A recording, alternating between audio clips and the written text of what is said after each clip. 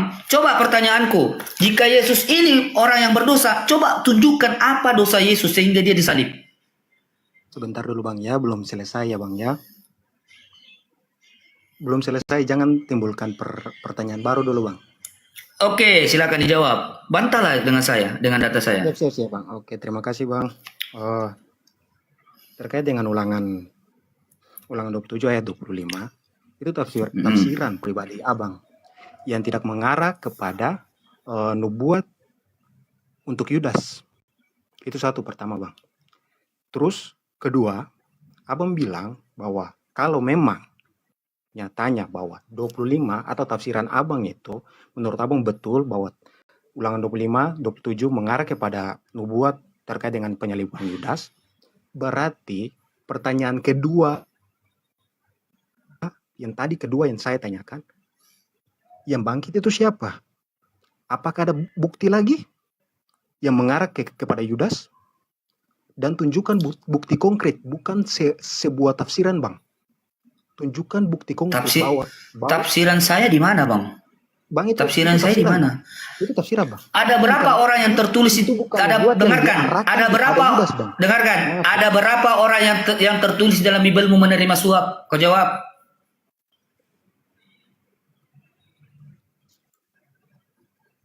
Abang bilang gimana Bang? Ada berapa orang yang tertulis di dalam Bibelmu menerima suap? Pertama Yudas Iskariot. Siapa lagi? Bang, ya? Delila menerima suap dari Simpson. Tertulis di mana? Sabar Abang, jangan tanya dulu, nanti saya jawab dulu. Loh, ayatnya di mana supaya saya buka di sini, Bang? Oke. Yang saya ingat ntar ya Bang ya. Tar ya Bang ya. Karena saya ini juga bukan pendeta yang menghafal semua isi Alkitab Bang. Yang saya ingat saja, karena saya jawab ini mengikuti pertanyaan Abang. Ada berapa orang yang ini ya kan? Saya jawab pertama Yudas Iskariot, kedua Delila, terus anak-anak Samuel, Haman, Felix, sama penjaga makam Yesus. Tar ya Bang ya.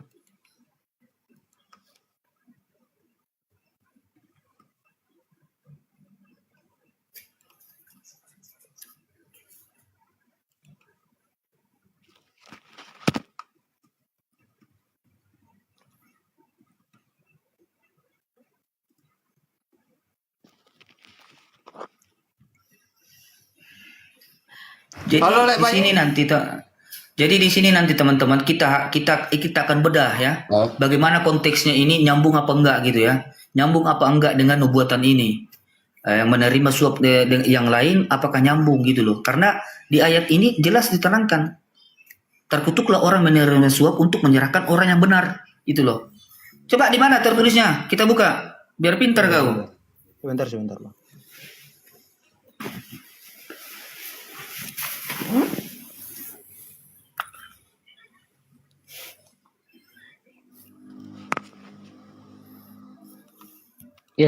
Sorry, sambil nunggu kita sambut dulu Petra. Selamat siang, Saudara Petra. Saudara Petra, selamat siang.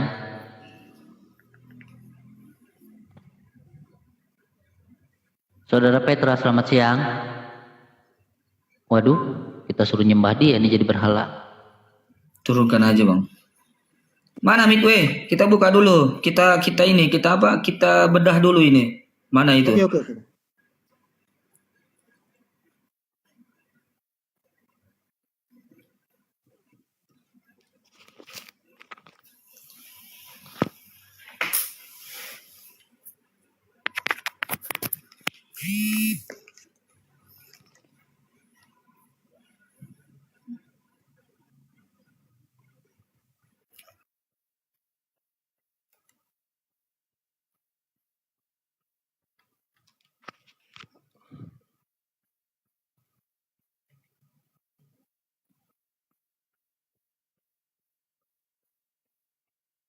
Hakim-Hakim 16 ayat 1.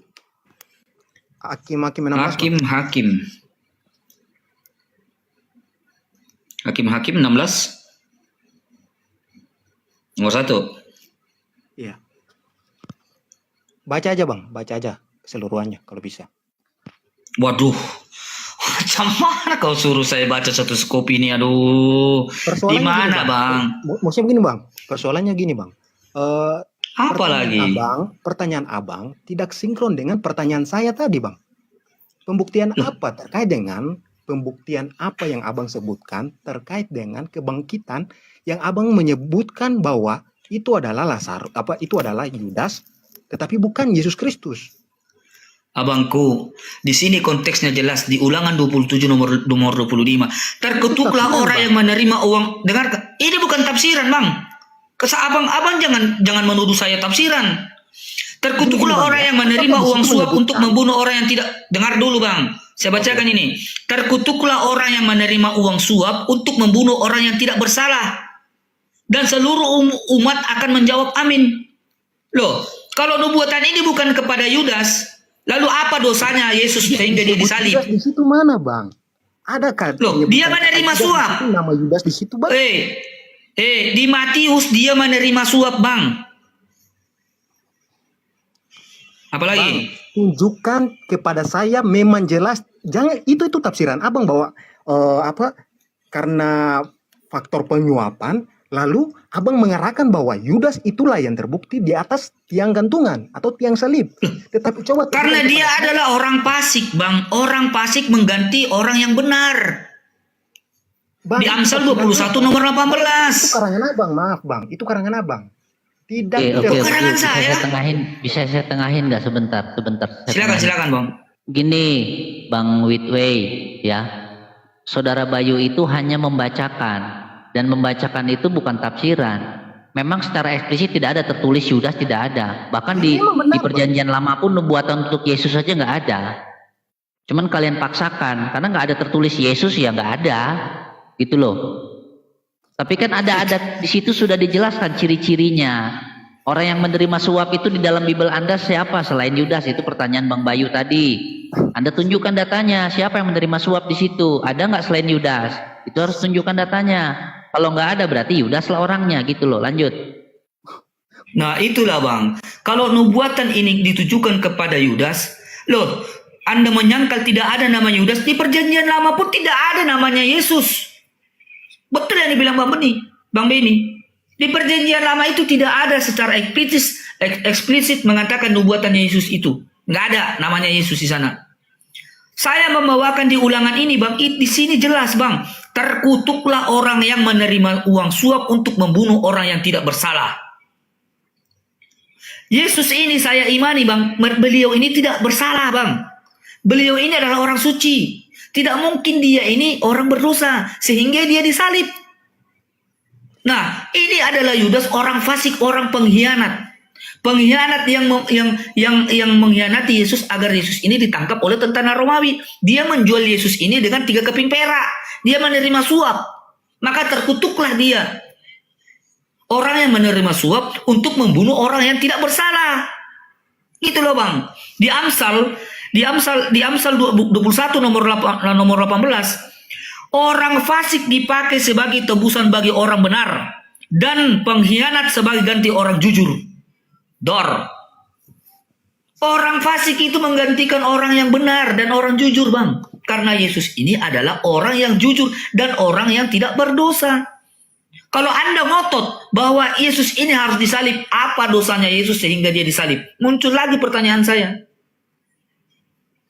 Pertanyaan saya kepada Anda. Aku clearkan terkait dengan pernyataan pertama.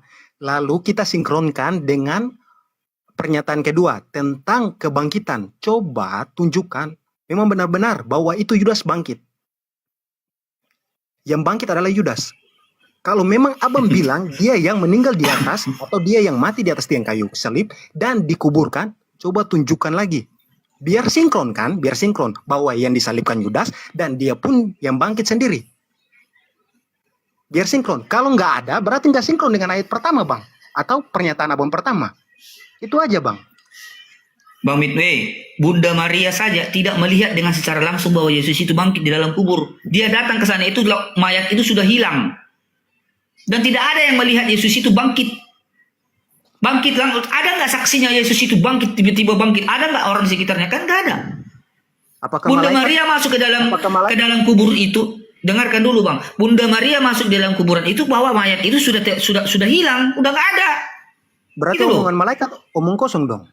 Omongan Kalau malaikat alam, omong kosong. Anda harus mempertanyakan gimana keabsahan dari yang tertulis di dalam Tidak Bible bisa. Anda itu loh. Saya percaya, ya di dalam Alkitab saya itu menyatakan bahwa yang mengatakan kepada Bunda Maria adalah malaikat. Itu yang tertulis di dalam Bible-mu. Tapi cara memvalidasinya itu bagaimana? Sementara pun dengarkan bang. Jangan keluar dulu bang. Sementara Bunda Sekarang Maria. Buktikan aja dulu bang. Buktikan aja dulu tentang Yudas adalah apa sebenarnya itu Yudas bukan Tuhan Yesus yang disalibkan dan mati dibangkitkan. Itu aja.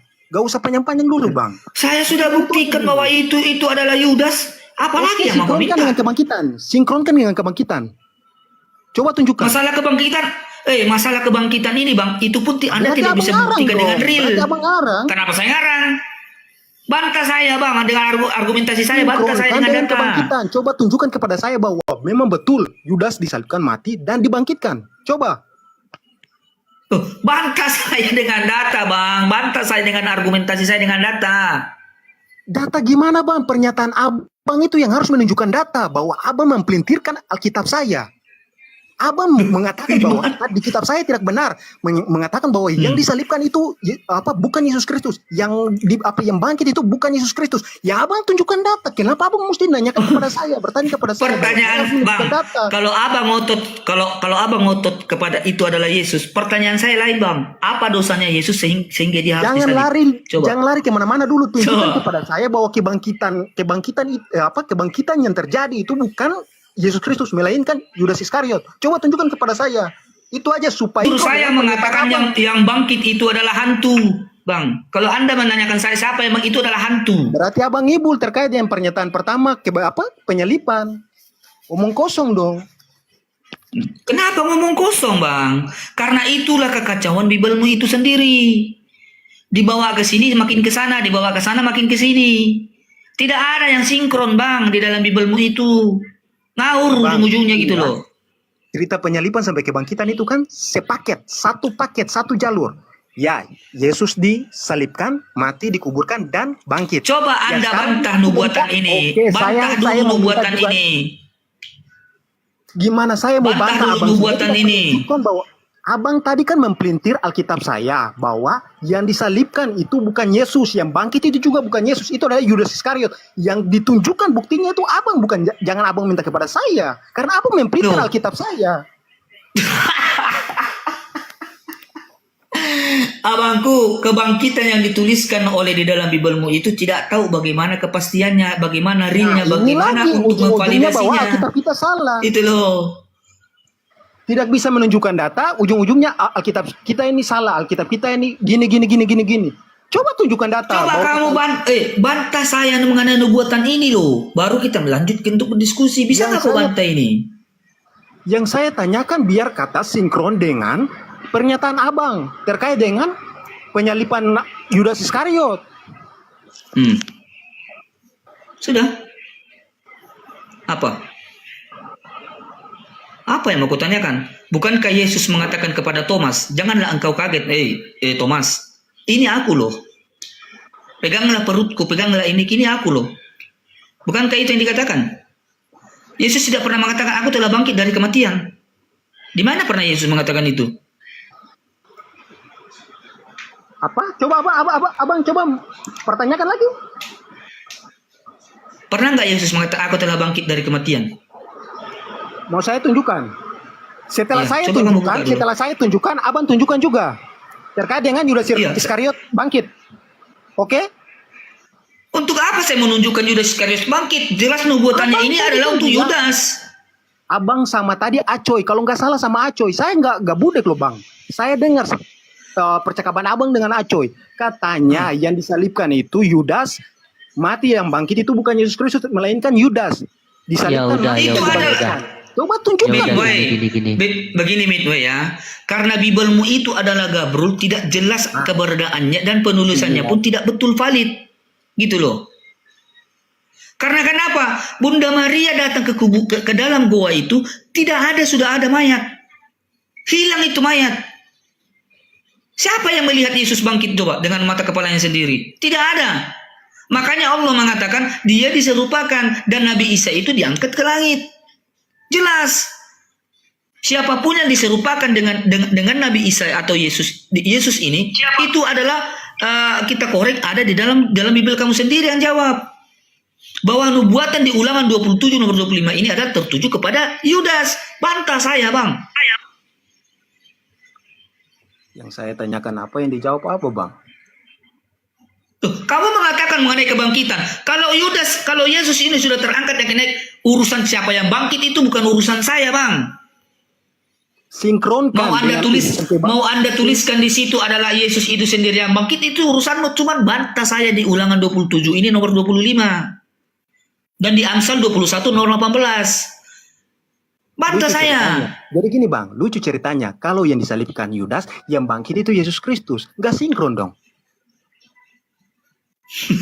Gak sinkron. Gimana orang diskusi? Di mana kamu diskusinya? Kamu tidak bisa membantah nubuatan yang saya bawakan. Kamu menanyakan langsung ke kebangkitan. Apakah nubuat itu menyebutkan bahwa Yudas Iskariot yang disalibkan?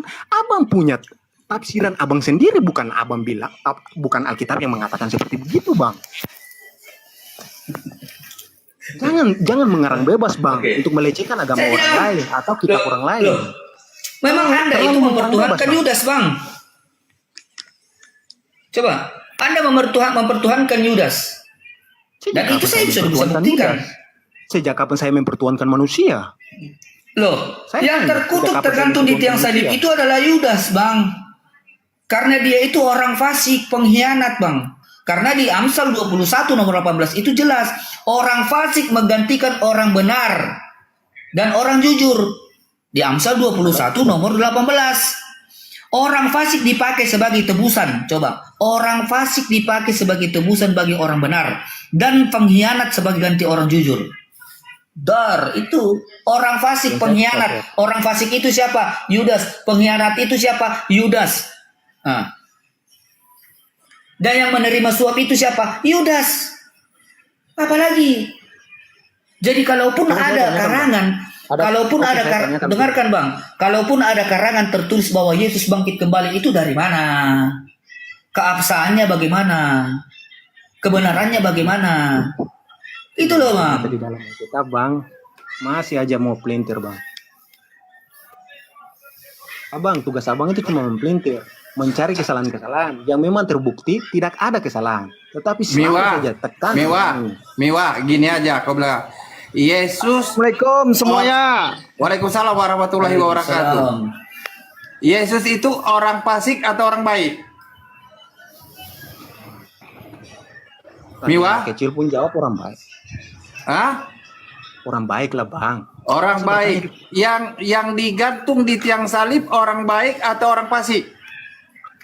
Sesuai nubuat. Kalau nggak ada nubuat tentang penyaliban, nggak mungkin Yesus itu. Tunjukkan data di mana di Bible nubuat Yesus disalib.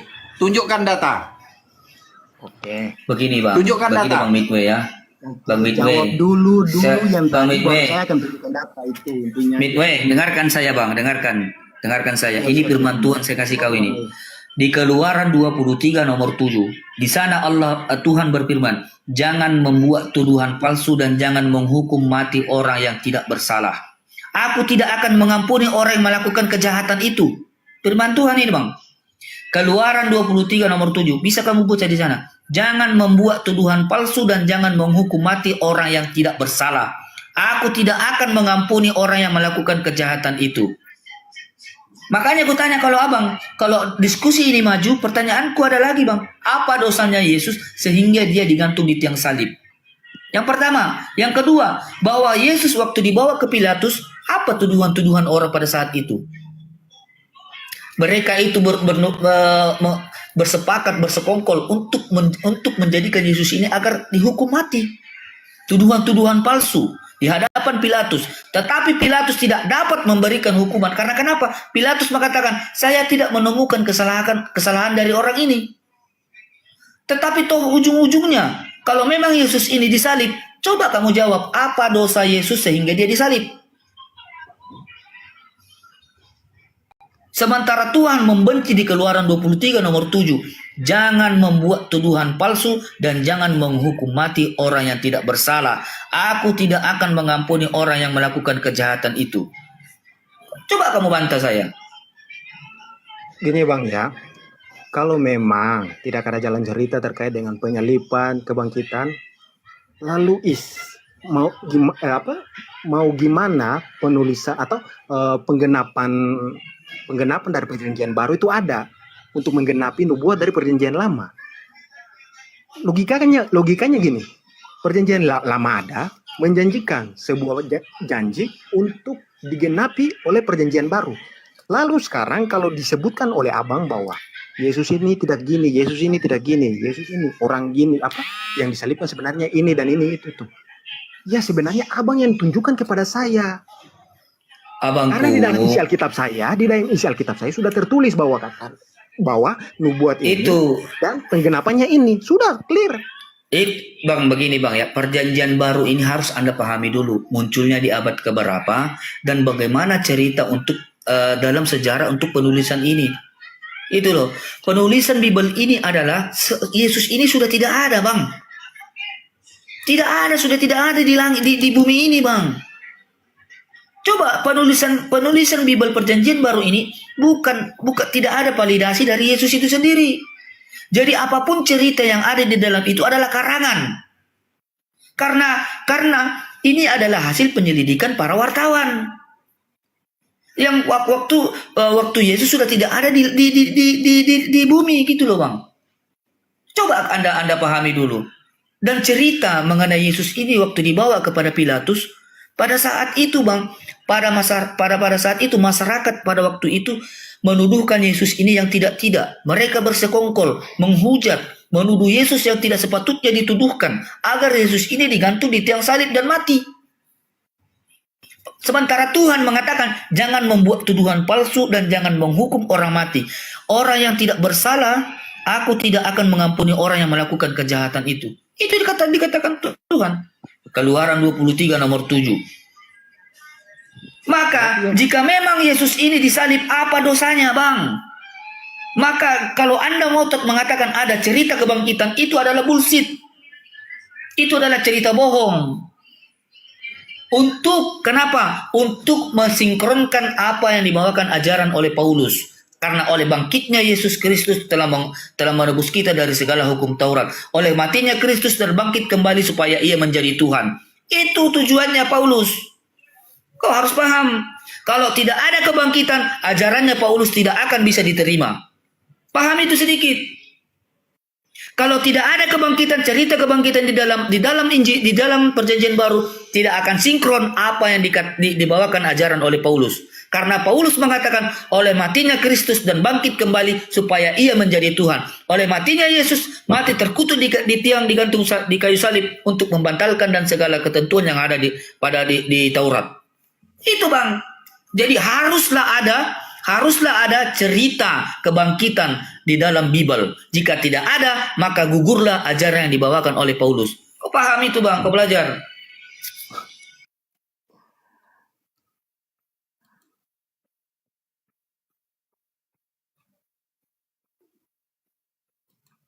Yang lucunya gini, yang Bayu, 100 tahun udah Yesus diangkat ke langit, baru ditulis Bible-nya. Itu kan karena si Paulus pura-pura buta kan, undak mendapat rohnya itu. Mereka langsung percaya.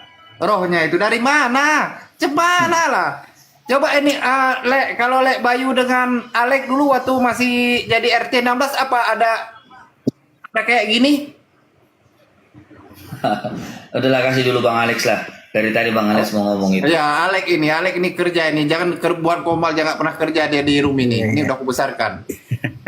Apa cerita ini? Kalau gini aja sih Bang Midway ya kan. Kalau tadi kita masalah cerita tentang penyalipan Yesus ya memang tanda tanya kita ya. Karena Keluaran 23 nomor 7 itu kan dikatakan orang yang tidak bersalah jangan dibunuh. Sementara Yesus ini salahnya apa kok bisa dibunuh di atas tiang salib gitu loh. Lalu gini, kata saudara kita dari Bang Bayu, Bang Naga, betul itu. Karena gini, ada di Bible juga mengatakan gini, segala firman yang telah engkau sampaikan kepadaku, semua sudah aku sampaikan kepada mereka, dan mereka telah menerimanya. Berarti kan setelah Yesus ini terangkat ke langit, baru timbul Bible abang ini, Bang Medway. Gitu loh. Terus bagaimana menuliskan sebuah narasumber, sementara narasumbernya ini sudah tidak ada di bumi. Gitu loh. Makanya bisa kita katakan, kitab Bang Medway ini adalah kitab dongeng. Gitu loh Bang. Salah satu contoh penyalipan Yesus saja Bang. Ini Yesus ini mati di atas tiang salib ini sebabnya salahnya apa gitu. Kok bisa ditumbalkan di atas tiang salib gitu loh. Sementara Keluaran 23 nomor 7 ini, orang yang tidak bersalah jangan dibunuh. Ayo, jangan dibunuh. Lalu ini Tuhan, ya kan? Kok disalibkan katanya bersalah. Lalu di Keluaran 23 ini dikatakan orang yang tidak bersalah tidak boleh dibunuh. Gitu Bang Medway. Silakan Bang Medway. Oke Bang. Oke Bang. Jadi pada dasarnya, pada dasarnya di saat itu orang-orangnya nggak percaya kalau Yesus ini Tuhan. Ya pertama itu. Maksudnya percaya sebagai Yesus Tuhan lalu disalibkan. Sebentar Bang, sebentar. Iya maksudnya gara-gara dia percaya jadi Tuhan, tiba-tiba disalibkan. Kan kurang ajar gitu. Oke. Jadi abang tadi bilang terkait dengan apa? Kitab Ulangan ya?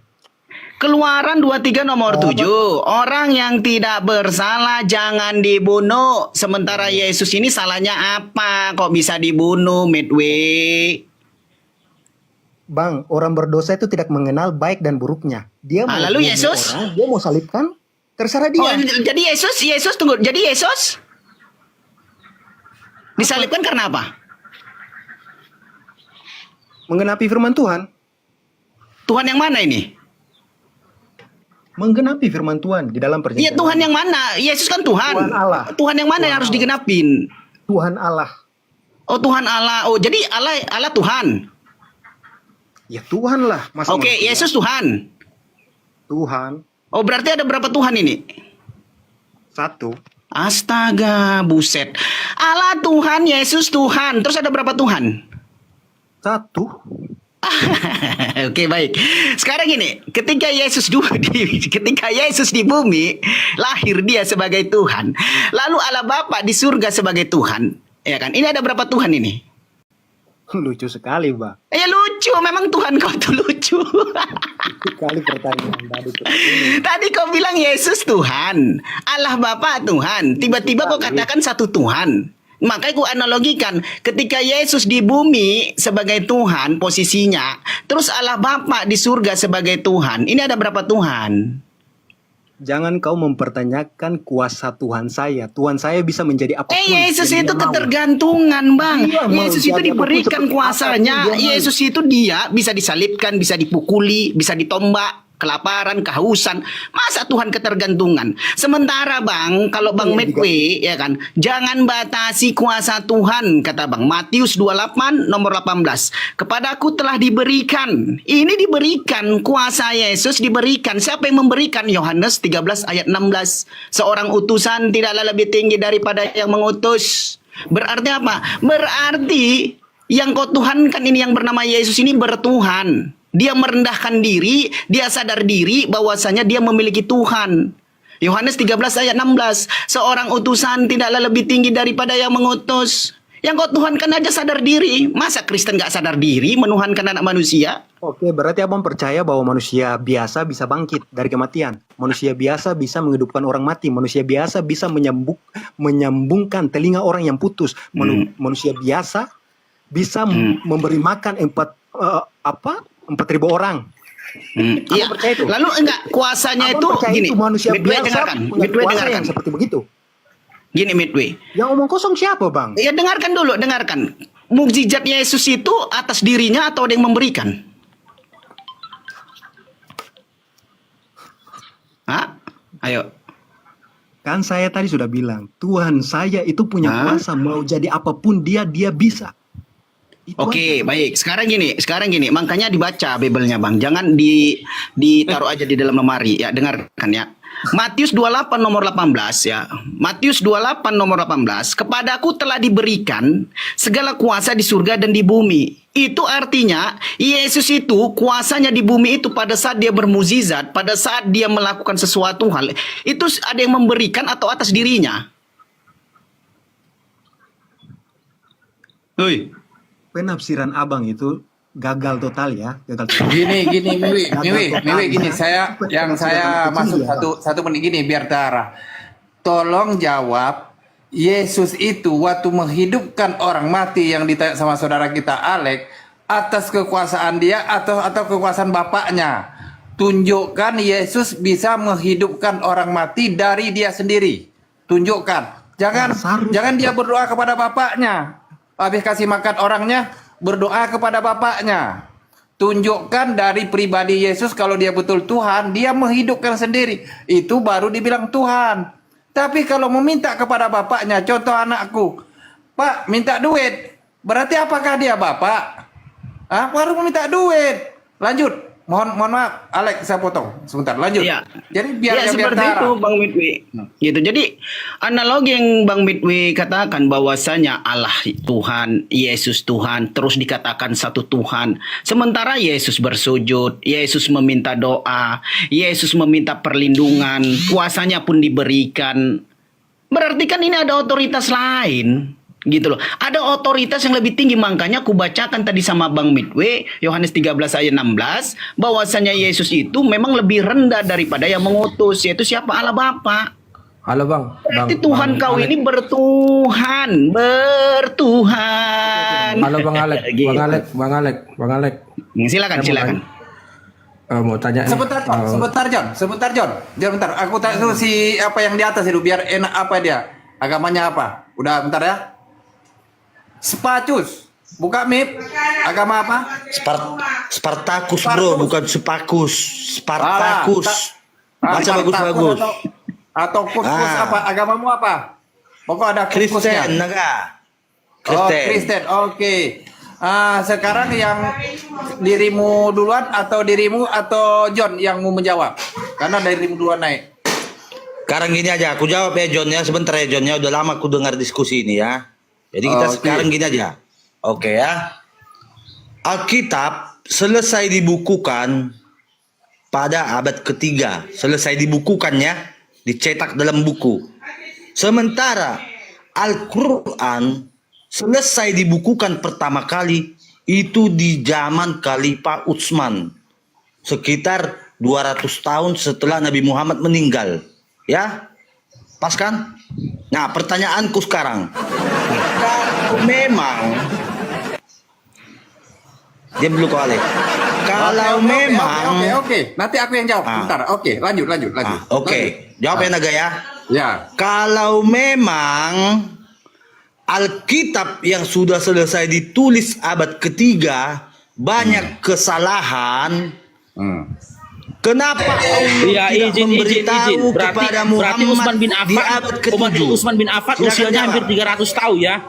Hampir 300 tahun usia Utsman bin Affan ya. Baru tahu aku Bang, panjang kali umur Utsman ya. Nah, Jangan dijawab langsung Bang Faruk.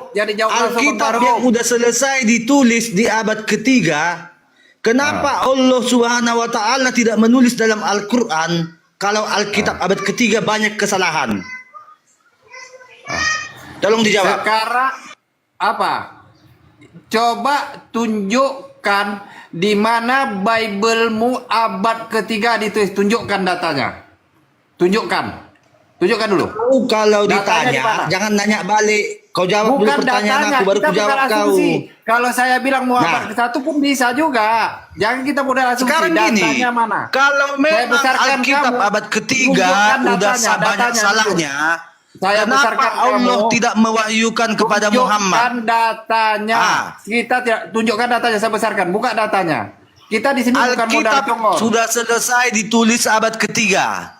Bible-mu Kenapa abad ketiga, Allah tunjukkan tidak mana memberitahu datanya kepada mana? Nabi Datanya Muhammad mana? Manuskripnya kalau mana? Alkitab Tunjukkan itu banyak datanya. kesalahannya? Sekali lagi saya tanya, Sementara kalau tidak mau jawab saya turunkan. Al-Quran itu Tunjukkan adalah datanya. kitab Nah. yang membenarkan kitab-kitab sebelumnya, Nah. Naga. Berarti dia kan nggak bisa menunjukkan, udah ke bawah. Lanjut. kita bukan modal asumsi ya. Kita modal sini data. Jadi menghindari dari penghujatan. Lanjut John. Tadi John kamu udah naik masih sini, lanjut John. Kalau nggak ada data kita tidak akan melayani. Lanjut John. Tadi ini tertarik nih. Saya tidak lari di Alkitab mana-mana ya. Saya bahas Alkitab saya sendiri nih. Saya Kristen. Tadi udah disebutkan bahwasanya yang mempunyai kuasa itu adalah Allah Bapa ya, sepakat ya, Alex. Ya, benar kali Bang Alek. Oh, Alek juga ini namanya. Alex. Ini Ya, betul yang sekali, Bang. coba saya tanya untuk kesepakatan kita ya. Sorry ya. Yang memberikan hidup yang kekal itu siapa? Ya, Allah Bapa, Yohanes 17 ayat 3. Sepakat ya, yang memberikan hidup yang Yohanes kekal itu 17 ayat 3, hidup yang kekal itu ialah engkau mengenal satu-satunya Tuhan dan mengenal Yesus saya bertanya, Kristus sebagai bukan utusan. Lalu saya suruh- dengar bentar John, bentar. Jadi sekarang gini, Ya. kalau kau merujuk siapa yang memberikan hidup yang kekal? Tuhan yang mana nih? Yesus atau Allah Bapa? Saya menanya ke Anda, kita cari kesepakatan dulu. Iya, Kita yang cari memberikan kesepakatan. hidup yang kekal ini Yesus atau Allah Bapa? Saya tanya ke Anda, sepakatnya di mana? Sepakatnya di mana? Ke Yesus Iya, yang atau Tuhan ke Allah? ini yang disembah Yesus, yang tidak Allah terlihat. ya. Harusnya Allah ya. Harusnya Allah ya. Harusnya Allah. Sepakat ya. Oke, kita sepakat harusnya Allah yang memberikan hidup yang kekal ke manusia. Oke. Anda belum membaca Yohanes 10 ayat 28. Bisa dibuka, saya nggak bisa buka kamera. Ya, silakan bacakan aja Bang. Apa itu? Enggak, buka, biar orang semua tahu. Ya silakan dibacakan aja. Nanti kalau aku yang baca, kau bilang aku menambah-nambah Bible. Kalian kan suka membelokkan. Kalau kami sebagai umat Muslim meluruskan perkataan Yesus. Oke. Kalau kalian membantah Kata perkataan Yesus. Yohanes 28, Yohanes 10 ayat 28. Apa kata Yesus? Dan aku memberikan hidup yang kekal kepada mereka, dan mereka tidak akan binasa sampai selama-lamanya, dan tidak seorang pun tidak akan merebut mereka dari tanganku. Oke. Siapa? Itu khusus untuk siapa? Hah? Itu khusus Satu- untuk sat- siapa itu? Satu-satunya orang yang berani mengatakan itu. Siapa lagi Ya, selain itu Allah? khusus untuk siapa? Hidup yang kali itu khusus untuk kaum Bani Yakob atau untuk Kristen? Ayo. Sesudah Yesus dibaptis, baptislah mereka seluruh dunia, dan Di baptislah mana mereka. ada seluruh dunia? Nah, kau baca. Enggak, Baca. dengarkan. Yesus itu diutus buat Nah. kaum Bani Israel. Tidak ada yang namanya Kristen. Yesus itu tidak kenal Kristen, gitu loh. Kristen itu yang mendirikan adalah Paulus di Antioquia. Jadi Yesus ini tidak pernah mengenal Kristen. Kalian itu mau tahu? Kalian itu penumpang gelap, cuma mengaku-ngakui Yesus Tuhan. Yang penting Yesus Tuhan. Yang penting anak Bunda Maria Tuhan. Kan tadi Bang Alex. kita tadi Bang sudah Alex. sepakat kan? Tunggu, Sepakat Bang kita Alex. tadi apa? Tunggu Bang John. Kau baca sampai ayat Sepakat kita 29-nya. Siapa yang Sepakat memberikan kita itu? tadi apa? Sepakat Kau kita baca tadi apa? 29, jangan nipu lah. Ya, baca. Baca nomor 29. Tadi Siapa yang memberikan di sana? Nomor berapa? Oke, kita buka sini nomor Baca Bang berapa? Naga. Nomor berapa? 10 Yohanes 10 nomor 18 28 sampai 29. 28 sampai 30. Yohanes 10 nomor 28 sampai 28. 10. 28 sampai 30. Sampai 30. Sampai 30. Sampai 30. Kau baca sampai 30. Biar kalian mengerti. Kalian baca baik-baik. Buka itu kamera. Saya nggak bisa buka kamera. Sebentar. Saya tampilkan. Coba Bang Naga sama Bang Bayu coba. Kalian renungkan ayat itu ya, ayat emas itu. Supaya nggak tersesat tuh ya. Biar ku ajari kau di sini, biar pintar kau. Biar kau bisa bedakan mana diberikan, mana yang menerima ya. Aku memberikan hidup yang kekal. Siapa lagi kalau bukan Allah? Tunjukkan Bang Naga. Apa kata Ini Yesus betul. di situ? Iya. Bacakan Bang. Kau baca. Ayat ke-9-nya. Kau Ini baca. Itu ayat firman untuk kalian ya. Itu emas itu. Oke, ini kan udah nampak ya. Bentar aku baca ya, nanti kalau sini kan nggak itu kan. Iya. Aku baca ya. Iya. Oke, sampai Kalian 30. kebetulannya Kristen di sini. Sampai 30. Sampai 30. Sampai 30. Di sana dikatakan Bapakku yang memberikannya. Coba. Aku memberi hidup yang kekal kepada mereka. Mereka pasti tidak akan binasa. Kan binasa kan sampai selamanya, dan seorang pun tidak akan merebut mereka dari tanganku. Bapakku yang memberi mereka kepadaku lebih besar daripada siapapun, dan seorang pun tidak dapat merebut mereka dari tangan Bapa. Ini di sini Bapa. Ayat 30-nya apa? Ayat 30-nya apa? Kau baca ayat 30-nya. Kau baca ayat 30-nya. Jadi Bapa. Kau baca ayat 30-nya apa? Kau baca ayat 30-nya. Kau baca ayat 30-nya apa? Ini kita baca sebentar. Kristen ini suka menyesatkan orang yang Tuhan itu, Lek. John. Baca ayat 30-nya. Sebentar, sebentar. Kita baca semua. Sebentar kita baca semua. Apa? Sebentar. Apa? Saya Apa ayat 30-nya? sambil dulu. Apa ayat 30-nya? Lex, udah selesai. Saya makan dulu. Apa ayat udah 30-nya? selesai? Nenek kau petato udah selesai. Dengarkan ya, John, dengarkan ya. Yohanes Kau baca ayat 30-nya, enggak mau saya dengar. Baca ayat 30-nya. Apa? Aku dan Bapa adalah satu. Apa lagi yang kurang jelas? Sebentar. pekerjaan. Apa yang mau kau ingkari? Aku dan Bapa adalah satu. Aku dan Bapak satu. Yohanes Adalah 30 satu. ya. Bentar. Yohanes 10. Itu aja baru kau nomor 30. tahu. Oke, kita Itu baca aja tenang. kalian baru tahu. Saya tahu ayat itu, woi. John, saya tahu ayat itu. Aku dan Bapa adalah satu dalam pekerjaan. Kau paham? Makin kau baca, makin kena tampol kau.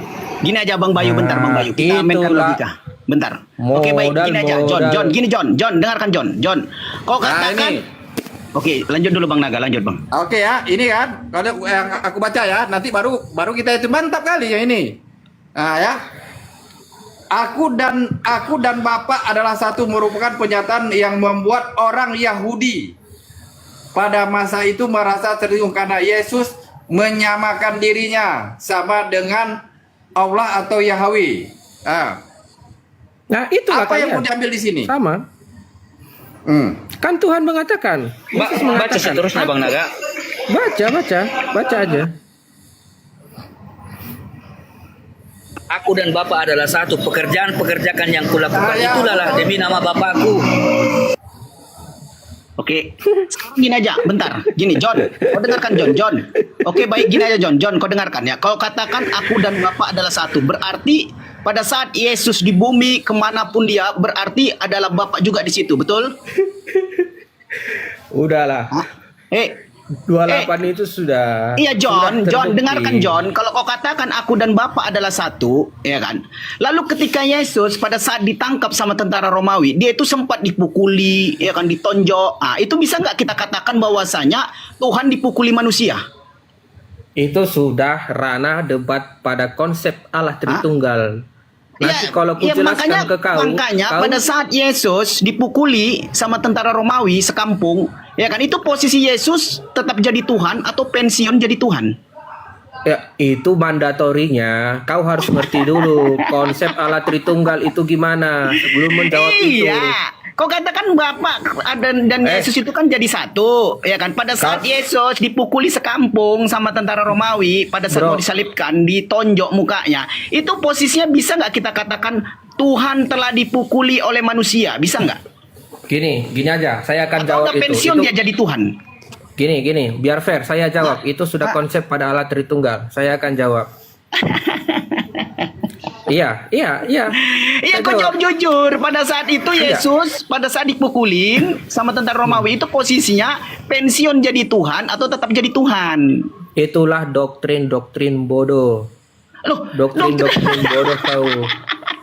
Serius. John, kita kan ya Allah ya Rob. Nyerang pribadi. Kalau diminta sama Bang Alex tunjukkan data ada Tritunggal tiga dalam satu, tunjukkan datanya, itu baru kita debat. Kami bertanya, kan jangan sudah saya menyerang kasih BDU, tunjukkan. Loh. Kalau Bang mengaku Naga. Tuhan, lanjut Bayu. Kalau mengaku Tuhan tiga. Bang, tunggu dulu Bang John. Tunggu dulu Bang John. Yohanes 10 Saya ayat masih 30 tetap kurang di matamu. Iya. Aku dan Bapa adalah Yohanes satu. Iya, baca Itu sampai Allah 37. Baca sampai 37 biar kau paham. Sudah saya bilang, semakin kau baca Saya kan semakin kasih kena data. tampol mukamu. Baca sampai 30. Baca Bang Naga, bukakan itu. Itu Yohanes Bayu 10. mau ngomong tuh. Yohanes 10. Kita baca. Sorry Bang Bayu. Kita baca. Apa? Bukakan Bang Naga sampai ayat 37. Yohanes 10.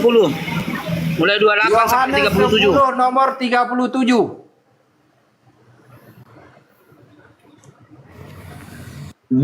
Apa ini ya? Janganlah kamu percaya kepadaku jikalau aku tidak melakukan pekerjaan-pekerjaan Bapakku. Dor, pekerjaannya Bapak lagi. Kerja Bapak lagi.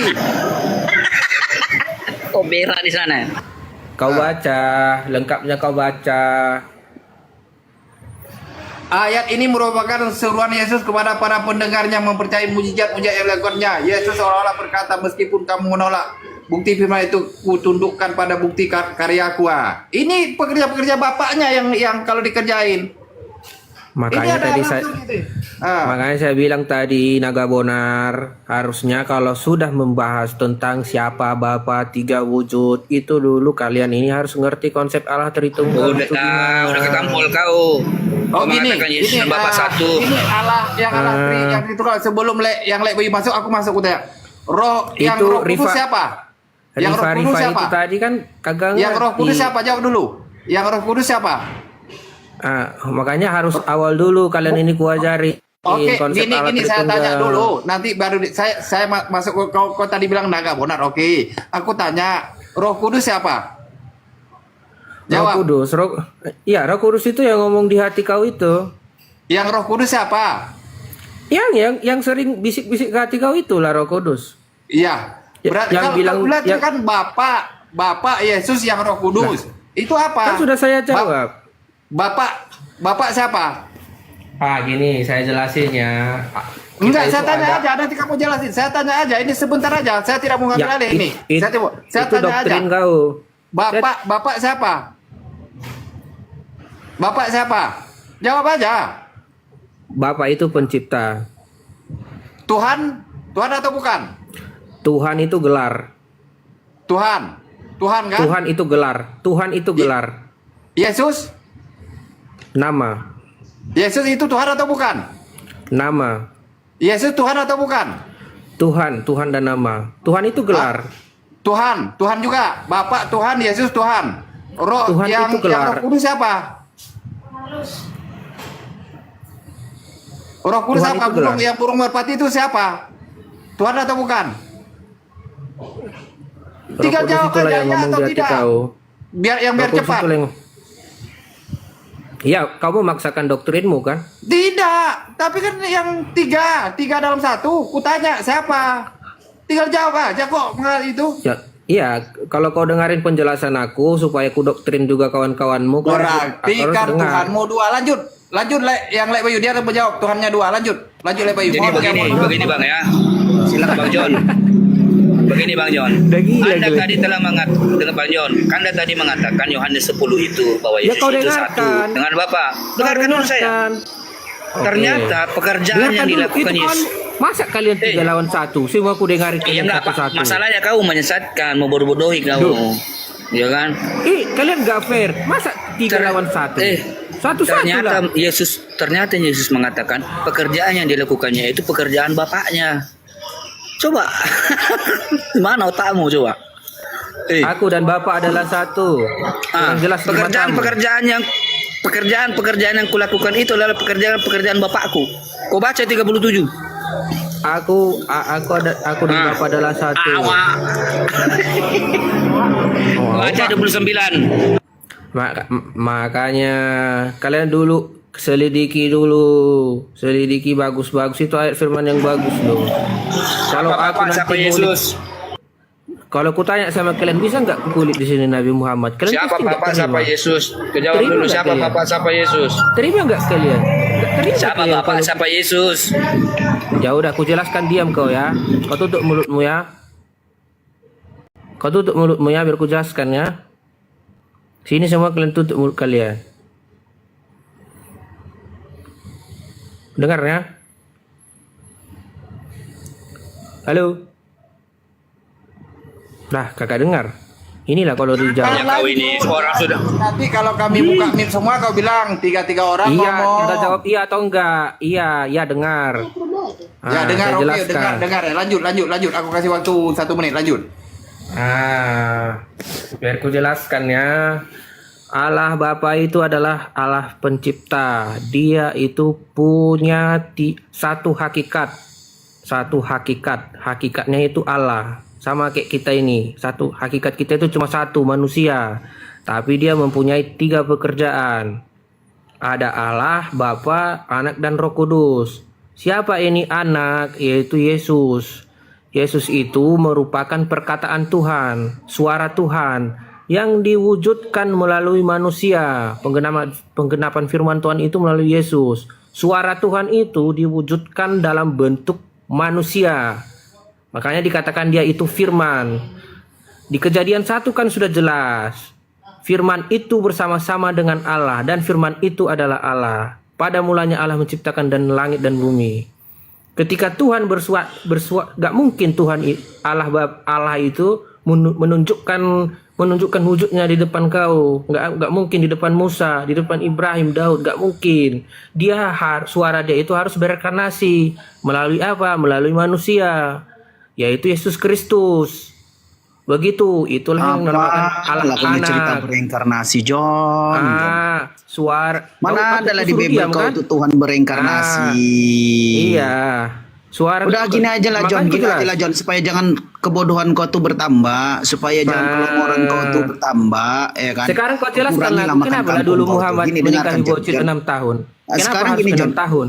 Udah, Kenapa masa harus baca 6 kau situ. tahun? Dengarkan, John, dengarkan dulu, John. Dengarkan. kau Ini dengarkan cipta dulu. Tuhanan. Dengarkan dulu, dengarkan gini. Kenapa dulu harus 6 tahun? Kenapa harus bocil 6 tahun? Kenapa Aduh, enggak kau 12 ini tahun? ngomong hujat pula Tunjukkan lah kau di sini. datanya. Kau Nggak mau bilang hujat. Nabi Muhammad apa itu 6 tahun. Tunjukkan datanya. Dah, datanya memang ada.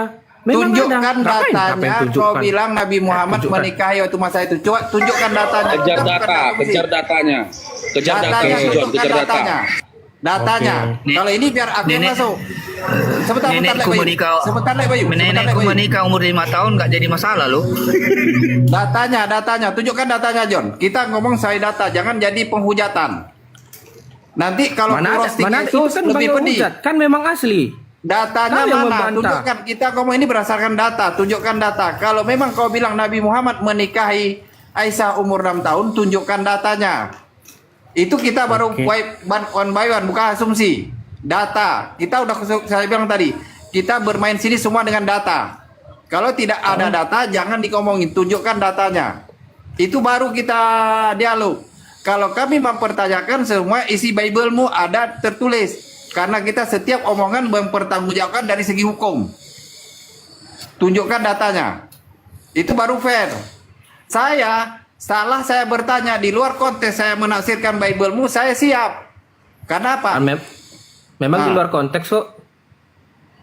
Tunjukkan datanya. Tunjukkan datanya. Tunjukkan datanya. Bukhari. Sewaktu Ribka Bukhari. dinikahi umur 3 Ribka dinikahi umur 3 tahun, mereka ini diam-diam aja Kalau loh. Bayu Rika 3 tahun nggak usah, kita memang ada data nggak yang Tapi nggak usah. Yesus Ini kita tidak kerjakan mengajari itu. menikahi anak-anak. Tunjukkan datanya. Kan sudah saya Datanya bilang. mana? Hadis Bukhari kan ada tuh. Air Bukhari. Tunjukkan, saya besarkan kamu, tunjukkan Kagak datanya. bisa saya Besarkan dia kau nak, besarkan. Datanya. Kagak Tunjukkan John, datanya. John, datanya John. open cam. Data. kagak bisa. Alex kejar di data, karena kita tadi merasakan baca Bible semua. Tapi Kagak kalau bisa kami saya kecuali buka. kami baca Bible 1928 itu baru. Kalau si Rika kita nggak usah bilang itu. Kalau kita bilang kita nggak yang nggak usah ke situ. Kita kejar data ini dulu. Walaupun kita ada si Rika. Data, tunjukkan data. Tunjukkan data. Itu baru Air fair. Bukhari nomor 3894. Buka Bang Naga. 3894 kata dia buka. Kagak bisa. Bentar. Buka Bang Naga. Bentar. 3894. Bentar.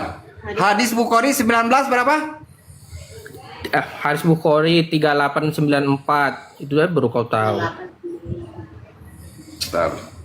Sebentar. Kenapa harus 6 tahun? Ayolah.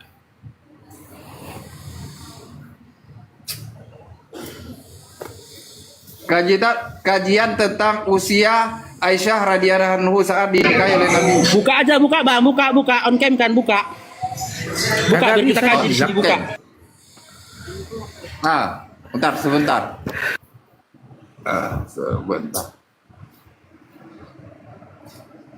Ini.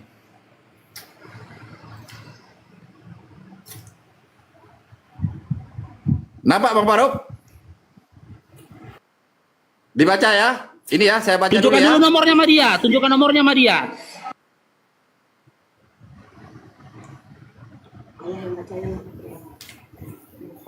Nomornya, nanti dibilangnya kita bohong. Nomornya Bu tunjukkan. Nomor yang dia bilang. Bahasa Arabnya atau bahasa itu? Hadis Bukhari nomornya bang, nomornya. Kan dibilang dia tadi nomor 3894. Tunjukkan 3894-nya. Udah, tunjukkan. Udah. Udah, baca hadisnya bang. Baca Hadisnya ya.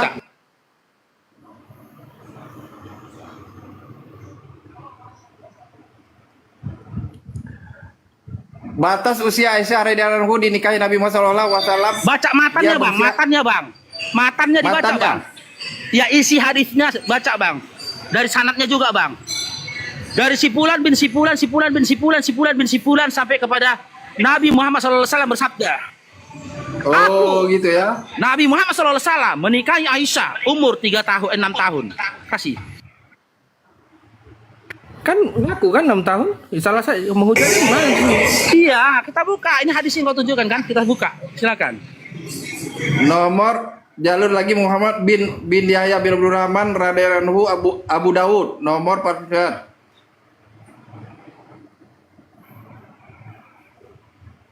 Kalau dia anhu. Bos ini bos. Sini. Bang Faruk tanya matannya ini mana matannya?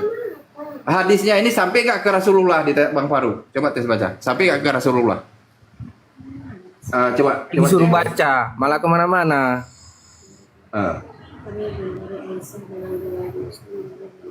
Sampai nggak? Ya sabar dibaca.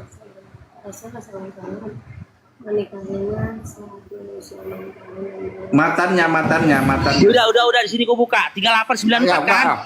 John kan? Buka. 3894. Ya betul.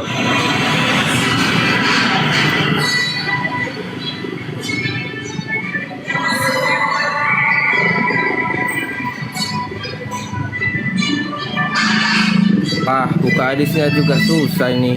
Susah. Masa buka hadis gak tahu?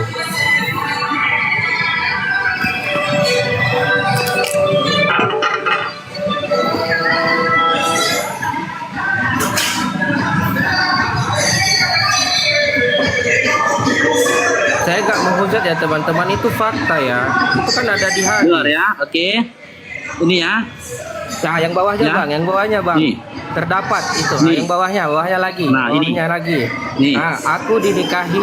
Dinikahi ya Nabi Shallallahu Alaihi Wasallam saat aku berusia 6 tahun. Lalu kami datang ke Madinah dan kami tinggal di Bani Har dan Bani Kharaj. Lalu aku menderita sakit. Bla bla bla bla. Maka dia mengajakku hingga aku tiba di depan pintu sebuah rumah. Aku sempat merasa tenang. Nih, dah. Hadis Bukhari nomor 3894. Oke. Kita dapati 2 poin di sini. Yang pertama, dikatakan hadis adalah perkataan Nabi Muhammad SAW. Ternyata ini adalah perkataan Aisyah. Oke, nggak masalah. Di sini dikatakan usia 6 tahun. Oke, ku pegang perkataanmu. Ku ikuti kata-katamu. Jangankan 6 tahun. Andaikan Nabi Muhammad SAW menikahi Aisyah usia 1 tahun. 1 tahun. Sekarang sebutkan hukum yang melarang Nabi kami menikahi perempuan usia 1 tahun. Silakan. Usia berapa perempuan boleh dinikahi dalam agamamu, dalam Bibelmu? Silakan. Ya, secara adab kan mana mungkin seorang junjungan dan tuntunan. Sekarang saya tanya, dengan hukum apa kau salahkan pernikahan Nabi? Jangankan 6 tahun, 1 tahun nih, 1 tahun. Anggap 1 tahun Aisyah dinikahin. Ya, dengan hukum apa perbuatan Nabi kau salahkan? Silakan. Menurut kamu emang boleh menikahi dojo? Loh, dengan hukum apa? Jangan menurutmu. Kau bukan nabi. Kau bukan nabi. Yang boleh menyalahkan nabi. Nabi di dalam Bible kau ada Salomon, ada Abraham, siapa lagi? Ada Yahya, ada Musa.